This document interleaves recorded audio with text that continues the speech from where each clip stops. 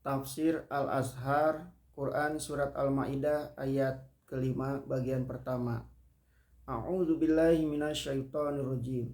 Al-yauma ukhilla lakumut thayyibatu wa ta'amul ladzina utul kitaba khilul lakum wa ta'amukum hilul lahum. Wal muhsanatu minal mu'minati wal muhsanatu minal ladzina utul kitaba min qablikum idza ataitumuhunna ujurahunna muhsinina ghairu musafihina wala muttakhizi ahdani wa may yakfur bil imani faqad habita amaluhu wa huwa fil akhirati minal khasirin.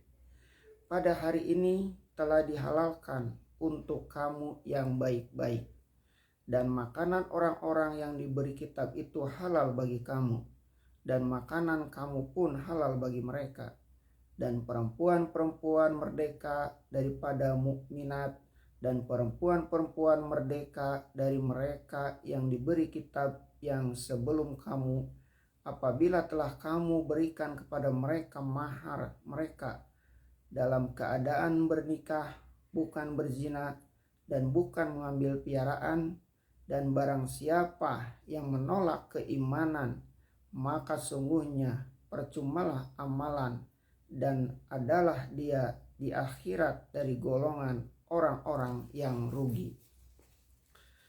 Pada hari ini telah dihalalkan untuk kamu yang baik-baik. Di dalam ayat ini diulang sekali lagi bahwa mulai hari ini sudahlah dihalalkan kepada kamu makanan yang baik-baik, sebagaimana yang telah diterangkan pada ayat pertama. Sebagian yang baik itu sudah terang, yaitu binatang ternak.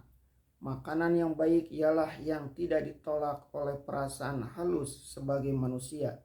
Dimisalkan bangkai, meskipun belum ada misalnya ayat yang mengharamkan.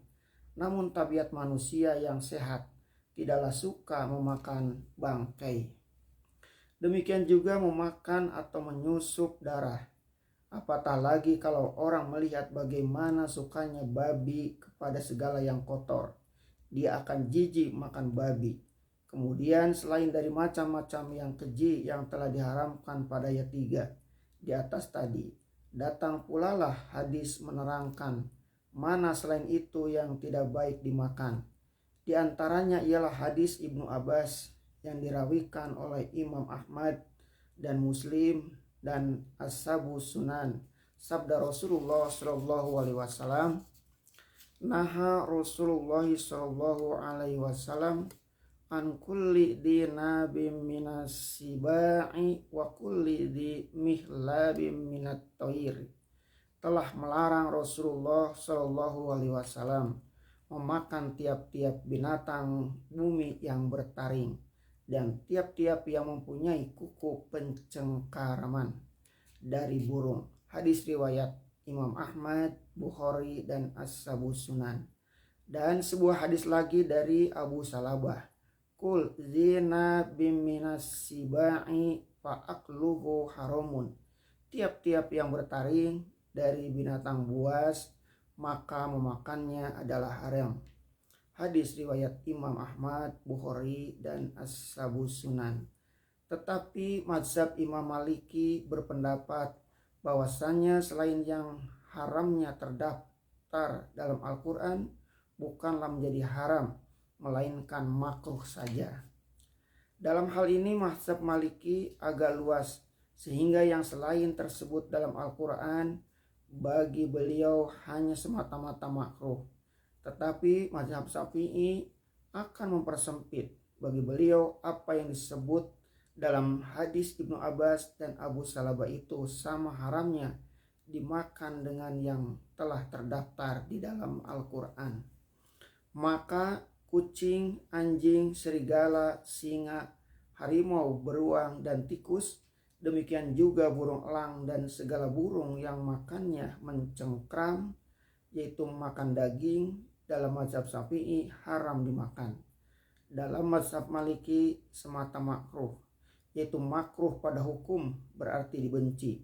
Dan bukan berarti bahwa ada orang dalam mazhab Maliki yang mengatakan makruh itu yang makan anjing atau makan kucing.